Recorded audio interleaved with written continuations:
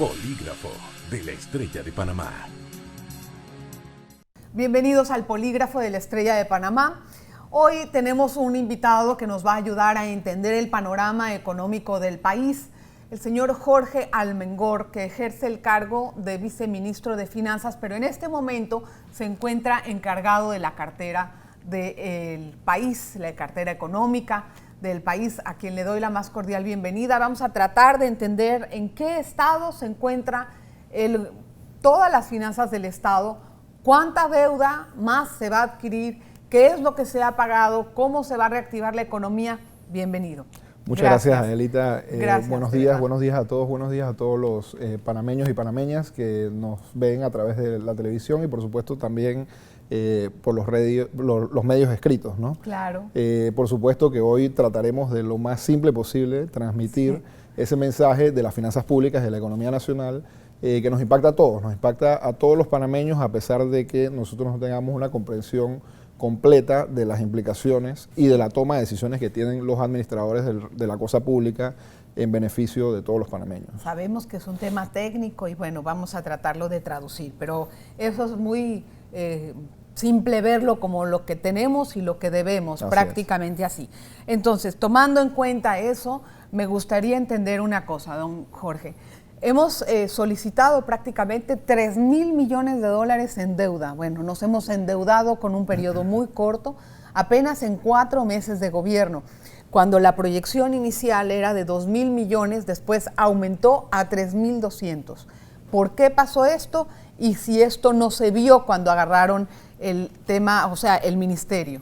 Bueno, sí, primero te corrijo, son 3.300 millones de dólares o 3.300 millones de balboas. Y básicamente, bueno, la primera emisión de deuda, que fue una emisión histórica porque logramos tasas de interés históricamente bajas para la República de Panamá, fue el día 17 de julio del 2019. Hicimos una emisión de hasta 2.000 millones de dólares. Muy importante porque demostró la confianza del sector inversionista, de obviamente la banca internacional y de las agencias calificadoras, en lo que el gobierno del presidente Laurentino Cortizo Cohen pretendía hacer para los próximos 5 años. Estos 2.000 millones de dólares básicamente se requerían para completar las necesidades de flujo de caja del Estado para completar con sus obligaciones hacia el año 2019, es decir, hasta el 31 de diciembre del 2019. Y una parte de ello obviamente ha sido utilizado para pagar cuentas u obligaciones pendientes de pago previas de vigencias expiradas, que incluye 2018 y hacia años atrás. O sea, deuda vieja. Deuda vieja de administraciones anteriores, que es importante recalcar eso porque, en efecto, esa deuda que se va a pagar de obligaciones de vigencias expiradas anteriores no se va a formar parte del déficit que se ha proyectado para este año, sino que se va a contabilizar como parte de las obligaciones de cada vigencia expirada previa. Entre esas obligaciones teníamos deudas con el sector agropecuario, muy importantes, deudas con el sector de salud, deudas con el sector educativo, deudas de interés preferencial con el sector bancario, la industria bancaria, que es muy importante para poder que haya disponibilidad de liquidez y de financiamiento en el mercado, asimismo como también inclusive deudas con la caja del Seguro Social y otras deudas intergubernamentales que nosotros hemos ido proyectando en el tiempo, no solamente en hacerle frentes, en algunos casos refinanciar mediante una negociación directa con estos acreedores, por ejemplo en el caso de los bancos y en el caso inclusive de la zona libre de Colón, que ha sido objeto de una discusión hace unas semanas, para pagarlas en años posteriores, brindándonos un poquito más de flexibilidad y liquidez en la ejecución presupuestaria.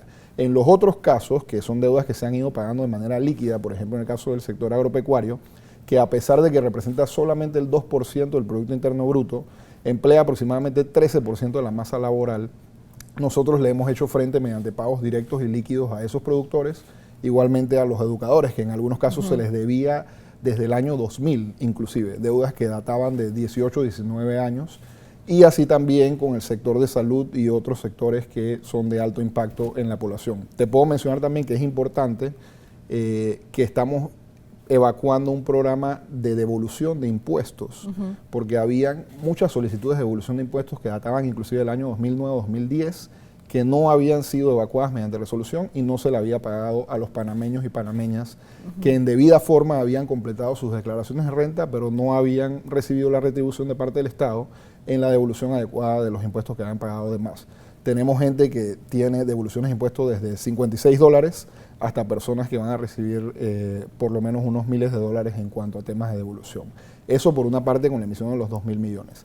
Para aclarar un poco, con la emisión de los 1.300 millones de balboas que acabamos de realizar, de hecho el día de hoy, hace 2 horas, me senté en una llamada en la que básicamente de parte del Ministerio de Economía y Finanzas, como ministro encargado de Economía y Finanzas, confirmamos, como hoy es la fecha de cierre de la transacción, que habíamos completado todos los pasos previos para que básicamente la transacción se compensara, es decir, que nosotros recibiéramos el dinero y al mismo tiempo entregáramos los bonos globales, que son los títulos de deuda que se emiten en los mercados internacionales. Esta emisión es una emisión parte del proyecto de financiamiento del año 2020. Esto fue previsto porque en enero del 2020 tenemos una emisión de bonos internacionales que vence, que básicamente se deben aproximadamente 1.150 millones de dólares. Es decir, que ¿a quién? Casi a los inversionistas internacionales, a los tenedores de bonos, con lo cual se puede decir que básicamente el 98% de la emisión se va a utilizar para repagar esa deuda y va a quedar refinanciada a plazos más largos con tasas de interés mucho más bajas de la que habían para el año 2020. Bueno, suena a una maniobra interesante o inteligente, pero al mismo tiempo a mí me preocupa que adquiero deuda para pagar deuda. Y eso deja al país en una posición como que no tiene la suficiente, no tiene el suficiente dinamismo, por así decirlo, para poder empezar a generar su propio dinero y poder trabajar con ese dinero para la economía, para sufragar los gastos. Sé que no va a ser algo completo, pero por lo menos sí, que tuviera que generar algo importante para cubrir los gastos, ¿no? Correcto, mira, yo creo que el primer paso obviamente es ordenar la casa y eso es lo que nosotros hemos estado haciendo estos 4 meses o más o menos 4 y medio meses que tenemos de nueva administración y eso parte de una disciplina fiscal. El doctor Héctor Alexander ha sido muy puntual en este tema porque él fue uno de los propulsores de la Ley de Responsabilidad Social Fiscal, que es fundamental porque no solamente por un lado nos limita en la capacidad de gasto de la administración pública desde un punto de vista de déficit fiscal en función del crecimiento del Producto Interno Bruto, sino que también nos limita en la capacidad de endeudamiento que tienen los gobiernos. Entonces, él siempre es enfático en este tema porque mientras él estuvo como ministro en los años 2008-2009, la ley siempre fue cumplida. Y lamentablemente en los últimos 10 años no ha habido un cumplimiento adecuado en la ley porque ha tenido que solicitar dispensas para poder lograr los objetivos. Pero más allá de eso, es importante recalcar, así mismo como tú lo mencionabas al inicio, de que la administración de las finanzas públicas es lo mismo que administrar recursos en una casa, un presupuesto de una familia. Y en esa medida nosotros el primer objetivo que tenemos que lograr es buscar un ahorro o eficiencia del gasto que nosotros realizamos para poder tener que depender cada vez menos de la deuda. Déjeme hacer una pausa, don Jorge, regresamos enseguida con más. Vamos a hablar acerca de las perspectivas económicas, acerca de las responsabilidades que caben en este sector de los administradores anteriores. Una pausa. Polígrafo de la Estrella de Panamá. Polígrafo de la Estrella de Panamá. Vamos a continuar con nuestro programa. A ver, yo hago una pregunta que tal vez muchos de los ciudadanos se la están haciendo.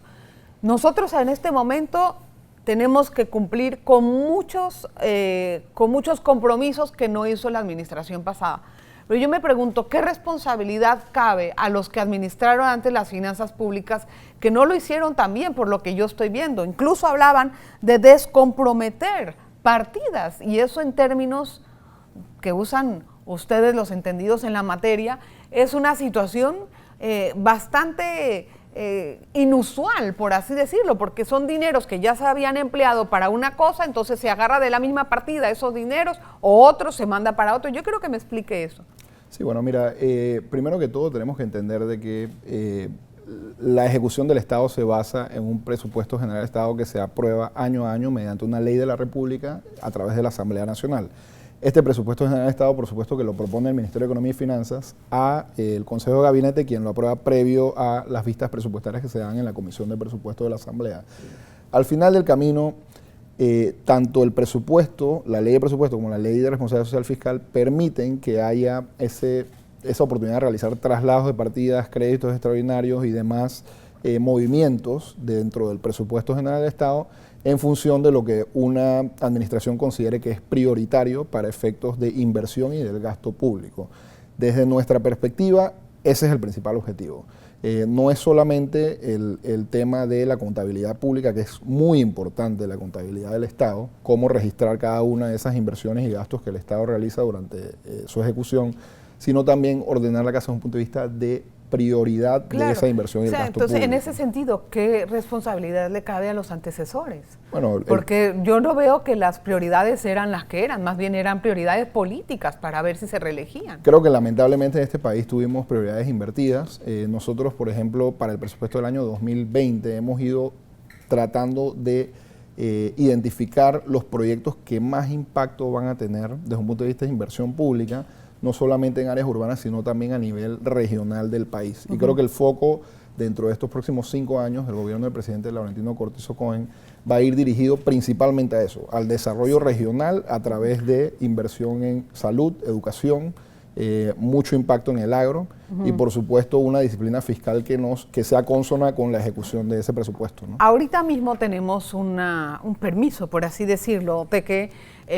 el déficit fiscal pudiera ampliarse a 3.5. ¿Cuándo va a retornar a 2? Bueno, la ley de modificación a la ley de responsabilidad social fiscal fue aprobada y ya inclusive fue ratificada por el presidente de la República, es ley de la República, y básicamente revisó el déficit fiscal para los próximos 4 años, sí, básicamente de aquí en adelante. Este año estaríamos cerrando un déficit de 3.5% del Producto Interno Bruto, el próximo año debería ser 2.75%, el año siguiente, que es el 2021, debería ser 2.5% y a partir del año 2022 es un déficit del 2% y de ahí en adelante. Lo importante de este tema, obviamente, es entender de que ese déficit tuvo que ser modificado por efecto de las obligaciones que no se habían contabilizado ante el presupuesto. Eso es lo que da coraje, que por una mala administración los ciudadanos acabamos pagando más de nuestra plata para poder sanear esas finanzas. No me parece justo. No, lo justo es que nosotros hayamos entrado a la administración con el plan y la visión del presidente Cortizo para mejorar la administración gubernamental de manera completa, para ordenar la casa y por supuesto, como tú bien lo dices, para reducir la brecha del déficit por un lado, para tratar de depender cada vez más de la deuda, cada vez menos de la deuda, y por supuesto para poder invertir de manera eficiente en prioridades hacia los panameños. Quiere decir que si nosotros tuvimos que ampliar el déficit a 3.5, la administración anterior no pudo haber logrado un 2%. Bueno, yo te diría que, como lo hemos visto, hace un año básicamente se revisó por última vez la ley de responsabilidad social fiscal y creo que había que ser lo responsable suficiente aceptando de que debía ser un poco más. Lamentablemente no se dio, nosotros tomamos la responsabilidad y asimismo no solamente la sociedad panameña lo ha entendido, la industria bancaria, las agencias calificadoras e incluso los organismos multilaterales han aceptado la proyección de disciplina fiscal que el ministro Alexander les ha presentado y que en definitiva nosotros vamos a estar cumpliendo año a año porque de eso se trata. Administrar las cosas de manera eficiente, ser responsables y por supuesto que ese dinero llegue más a los panameños. Solamente me gustaría ahondar en un punto muy específico y es que para el año 2020 nosotros hemos reducido el gasto de operación del Estado dentro del presupuesto general del Estado a 55%. El resto, que es decir, 45% de esos 23.322 millones de dólares se va a orientar a inversiones por un lado y por el otro lado a amortización de deuda, que también puede ser considerado como parte de las inversiones. ¿Y cómo se redujo el Estado tan drásticamente el funcionamiento? ¿Van a cortar la planilla? ¿Qué van a hacer? Bueno, todo partió del programa de austeridad con eficiencia que fue aprobado por el Consejo de Gabinete en julio de este año y básicamente redujo para este año en presupuesto aproximadamente 1.485 millones de dólares en ejecución, que principalmente era orientado a gastos de operaciones. Para el próximo año, como era un presupuesto que ya habíamos heredado de la administración anterior, nosotros logramos hacer revisiones en función de ese plan de austeridad con eficiencia y obviamente orientando de manera real las eficiencias y las prioridades para el desarrollo social, reduciendo al menos en 550 millones de dólares lo que se tenía estimado para el próximo año. Pero en palabras claras, o sea, ¿Qué ahorro se va a hacer? ¿Cortan algún tipo de planilla o qué es lo que van a hacer para ahorrar? El presidente ha sido muy enfático, por ejemplo, en el caso de que él va a reducir, o el plan que tenemos es reducir los viáticos al exterior en al menos la mitad, 50% por un lado. Eso por un lado, y por supuesto que en los otros tratar de que las ejecuciones sean lo más simplificado posible, sacándole mayor eficiencia a la capacidad técnica que tiene cada una de las instituciones. Ahora, ahorita en este momento, ¿cuál es la liquidez del Estado? Bueno, el Estado está líquido. Los 1.300 millones de dólares que acabamos de emitir es parte del prefondeo para el próximo año. Inclusive ahora, durante los últimos meses, entre noviembre y diciembre, el Estado recibe a través de la Dirección de Tesorería un monto importante, por ejemplo, del pago de impuestos, por un lado, y por el otro, los dividendos del canal. Y en el caso del pago de impuestos es importante recalcar que nosotros apoyamos una iniciativa de algunos diputados de la Nación en cuanto a la ley de amnistía, que básicamente daba la posibilidad de que los panameños pudieran pagar sus impuestos sin recargos, multas e intereses hasta el 29 de febrero del próximo año. Esa es la pregunta que sigue. ¿Cuál es la proyección en la recaudación de impuestos para el próximo año? Nosotros estamos siendo bastante conservadores porque parte del plan de ajuste o de austeridad con eficiencia, una de las premisas que identificamos es que básicamente la proyección de ingresos corrientes, es decir, de los impuestos que se iban a generar año a año, no era real. Entonces, esa proyección obviamente lo que hace es que te impacta en la planificación completa del presupuesto, porque si tú dices que vas a recibir $10, por supuesto que tú te planificas para gastar hasta $10. Claro. Sin embargo, esos $10 que planificaron en algún momento que íbamos a recibir no fueron reales y al final recibimos prácticamente un 20% debajo de ellos, es decir, $8, cuando tú estabas gastando por encima de esos $8, ¿no? Entonces, básicamente ese es el foco que hemos ejecutado. Parte principal de este tema es el fortalecimiento del principal agente recaudador del Estado, que es la Dirección General de Ingresos, y por supuesto realizar mayor digitalización de esos trámites para que todos los contribuyentes y los panameños y panameñas tengan un acceso más eficiente hacia la infraestructura. Pero entonces, en realidad, ¿qué proyectan? Es decir, ¿qué porcentaje proyectan para recaudar impuestos para el próximo año? Yo te diría que más bien lo veamos en función del crecimiento económico. Nosotros para este año 2019 tenemos estimado que el crecimiento del PIB debería andar aproximadamente un 3.5%, y para el próximo año 2020 estimamos que debe haber un crecimiento entre el 4 y el 4.5% del Producto Interno Bruto, lo que necesariamente se va a traducir en mayor pago de impuestos dependiendo de cada una de las industrias subyacentes. Eso va a ser una cosa difícil porque vamos a tener que seguir endeudándonos para salir adelante. No necesariamente, la idea es ir reduciendo el déficit según lo hemos estado viendo, que ha sido revisado en la Ley de Responsabilidad Social Fiscal. Déjeme hacer una breve pausa, regresamos enseguida con más del Polígrafo, no se vaya, falta mucho. Polígrafo de la Estrella de Panamá. Polígrafo de la Estrella de Panamá. Gracias por continuar en sintonía. Ministro, hay una gran preocupación por la mayor parte del sector privado que sienten que la economía está detenida, está parada, y a mí me gustaría que usted nos explique cuál es la visión que tienen desde el ministerio para poder empezar a darle vuelta a este motor. Sí, yo creo que mira, es una preocupación real. Hay una expectativa alta, no solamente de los empresarios, sino también de los panameños como nosotros, panameños y panameñas, que básicamente todos los días hacen su esfuerzo para poder ir a trabajar y para poder sacar a su familia hacia mejores días y mejor calidad de vida.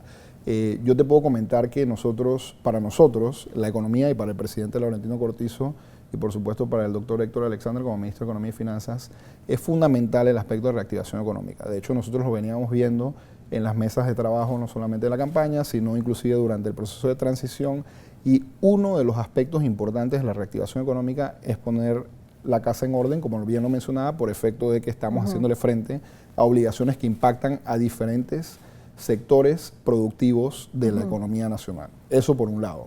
Por el otro, nosotros hemos estado adelantando algunas iniciativas legislativas muy importantes a través del Ministerio de Economía y Finanzas y algunas otras instituciones, por ejemplo, en el caso de la ley de los intereses preferenciales, que básicamente amplía el espectro de las viviendas que pueden aplicar a este tipo de beneficios, porque la llevamos de el umbral que tenía de hasta 120.000 balboas a un umbral de hasta 180.000 balboas. El objetivo de un proyecto de ley de ese tipo es básicamente reactivar el sector de la construcción y el sector inmobiliario, y en últimas instancias que los panameños puedan acceder a viviendas a un costo más barato de lo que están accediendo ahora mismo. Pero hay un inventario inmenso del sector inmobiliario. Por supuesto. ¿Por qué queremos reactivar algo que hay una extrema oferta? Bueno, no están pudiendo vender lo que tienen. De hecho, la ley tiene un aspecto muy importante que es el de exoneración del impuesto de transferencia para aquellas viviendas que tengan un inventario desde el 1 de enero del 2018. Es decir, que cubrimos también ese aspecto para poder dinamizar la economía. Pero no lo puedes hacer si no le pagas a los bancos lo que debes también en el aspecto del interés preferencial, ¿no? ¿Qué otro aspecto están apostando para poder reactivar la economía? ¿Por qué no se meten en el turismo? El turismo es el principal... Terminen el centro de convenciones que está ahí, acaben los puertos y empiecen a meterle la mano a eso. ¿Por qué no se puede hacer eso? Bueno, en eso estamos, y de hecho este sábado participé en un taller de lineamiento sobre los objetivos turísticos para los próximos 5 años, y nosotros no solamente hemos estado apoyando el Fondo de Promoción Turística que se llama Prontour, porque hicimos un aporte de 10 millones de balboas para poder realizar diferentes actividades orientadas a la reactivación del turismo. Yo creo que es importante lo que tú mencionas, porque nosotros hemos visto también en el turismo un objetivo inmediato y una ganancia rápida de reactivación económica, porque básicamente a través del turismo nosotros vamos a poder emplear esa mano de obra ociosa, no solamente en el área urbana de la ciudad de Panamá, sino también en las regiones, que es lo más importante. Pero ¿cómo están apostando además de esos 10 millones? Es decir, ¿qué más estamos haciendo en ese tema para poder lograr la captación de un turista a Panamá? Mira, el aspecto que acabas de mencionar es importante, porque el centro de convenciones, que no se otra había vez completado, se atrasó hasta marzo, pero ya lo entrega. estamos completando, ya se licitó, ya se adjudicó el contrato de Project Manager para esa edificación en particular, con lo cual este proveedor básicamente lo que va a tener que hacer, que es un proveedor internacional dedicado con especialidades en temas turísticos y de capacidades de atracción de inversión, lo que va a hacer es hacer un periplo a nivel mundial para atraer inversiones y, por supuesto, atraer participantes al centro de convenciones, y por supuesto que atraer mayor inversión a través del sector de turismo en el país. ¿Hay un plan listo de Por eso? supuesto que están trabajando en un plan. Están trabajando en un plan que recuerda que el último plan de turismo fue realizado en el año 2007 y que vencía aproximadamente en el año 2019-2020, y se está trabajando en un plan inmediato de 5 años para poder desarrollar más la industria turística. Ahora, ¿qué porcentaje de los últimos préstamos son para proyectos del gobierno? Que se va a dedicar parte de esos pagos para proyectos, y como cuáles serían esos. Bueno, mira, aparte de las emisiones de bonos, el Ministerio de Economía y Finanzas realiza suscripción de préstamos con bancos multilaterales y también con la banca comercial, lo cual obviamente va en línea con un plan de financiamiento año a año que nosotros establecemos en función de lo que estimamos que vamos a recaudar en ingresos corrientes año a año. El dinero es fungible, es decir, que nosotros utilizamos todos los montos que están disponibles en tesorería para invertir, así como también generar algunos programas sociales y proyectos sociales. Y en funciones de inversión particularmente, te podría mencionar que le hemos dado todos los recursos, tanto presupuestarios como financieros, a cada una de las instituciones del Estado para que le hagan frente a todos esos proyectos que tú bien mencionas, que tenían deudas pendientes de vigencias anteriores, así como también que están ejecutándose. Pero los años. pendientes que quedan, por ejemplo, por hacer, hay muchos, por ejemplo, el cuarto puente, ¿se va a hacer o no se va a hacer? Son 1.400 millones de dólares. La ciudad hospitalaria, que requiere otros 300 millones de dólares mínimo para poderse poner en funcionamiento, según lo último que entendí. Tal vez la cifra varíe unas cosas por ahí, pero además de eso, el presidente ha manifestado que tiene mucho interés en reactivar carreteras, etcétera, en hacer otro tipo de proyectos. ¿En qué sí van a dedicar o van a enfocarse ustedes? ¿De qué proyectos estamos hablando? Sí, mira, los principales proyectos que tienen prioridad dentro de la planificación para los próximos 5 años, y de hecho te recuerdo que hacia diciembre de este año nosotros como Ministerio de Economía y Finanzas tenemos que emitir el plan estratégico de gobierno, que es el que incluye el plan quinquenal de inversiones. Esto va a incluir mucho foco en el desarrollo social. Es decir, por ejemplo, en el caso del Ministerio de Obras Públicas, que tú bien lo mencionas, estamos trabajando de manera conjunta con el ministro para el plan de mantenimiento de la red vial a nivel nacional. Eso es desde un la tema que campaña lo ya había están dicho. dando, ya se está ejecutando y que básicamente va a seguirse ejecutando durante los próximos 5 años.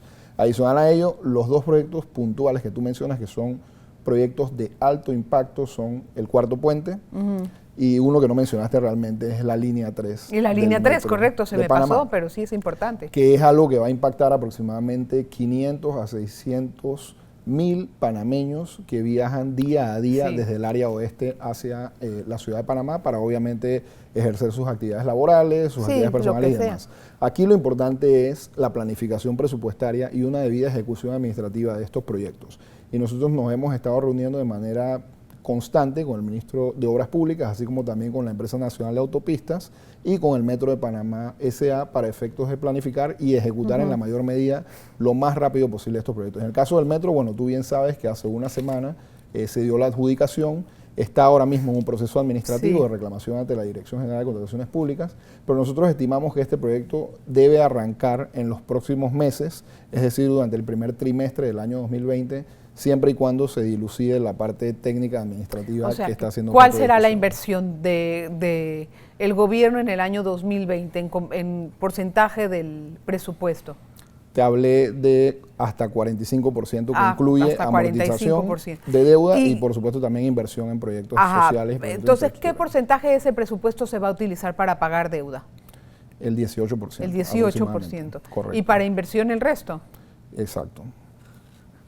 Sí, no, es bastante para bastante pagar deuda. Sí, mira, y como te decía, aquí lo más fundamental es que nosotros requerimos no solamente pagar las obligaciones previas, sino también asegurarnos de que la ejecución que viene andando de los ministerios hacia el cierre del 2019 se mantenga durante los primeros meses del año 2020 y así sea sostenible durante ese año y para los futuros años. Ok, hay otras cosas que no sé si vamos a poder abarcar completas, pero tal vez me gustaría que nos dijera qué tipo de acciones se van a hacer para poder lograr una mejor competitividad del país, que hemos bajado muchos escaños y eso también le compete bastante al gobierno. Sí, mira, este tema es un tema de amplia discusión porque es transversal, toca a diferentes sectores de la economía panameña y no solamente a un ministerio, sino a varias instituciones públicas del Estado, como por ejemplo el Ministerio de Economía y Finanzas, la Cancillería, Comercio, etcétera. Comercio y todos los demás que son actores importantes de ello.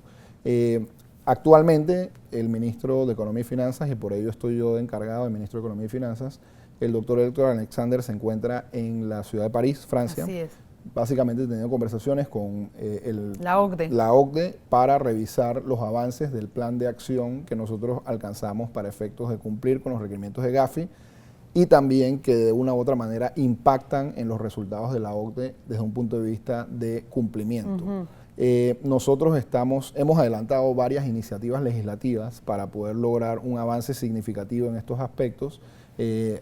Han sido consensuadas con la Asamblea Nacional de Diputados y por supuesto con los principales sectores de la industria que son impactados, principalmente el sector del Colegio Nacional de Abogados y los abogados internacionales. En esa medida yo te pudiera decir de que nosotros tenemos un plan bien definido para poder cumplir con estos requerimientos que al final van a elevar los estándares de Panamá como una jurisdicción atractiva para inversión extranjera y para tener mayor competitividad y por supuesto que tener mejores capitales y mejores inversiones o buenas inversiones en la jurisdicción. Me hubiera encantado seguir porque, bueno, el tiempo no nos da más, pero voy a tener que solicitarle a nuestro invitado que nos repita la visita porque la verdad es que hay mucho que hablar con él y yo sé que el tiempo en este programa es corto. Gracias, don Jorge, por estar con nosotros, tomarse su tiempo de la agenda y visitarnos. De verdad, muchas gracias. Bienvenido a su casa. Gracias a ti y bueno, solamente darle las gracias a los panameños y decirles que mantengan la confianza. Nosotros estamos trabajando arduamente por lograr los objetivos que se van a lograr, algunos en corto, otros en mediano y otros en largo plazo, pero lo importante es establecer políticas públicas adecuadas para que la inversión del Estado sea eficiente y que impacte de manera positiva a todos los panameños y panameñas. Gracias, don Jorge. Nos vemos la próxima. Polígrafo de la Estrella de Panamá.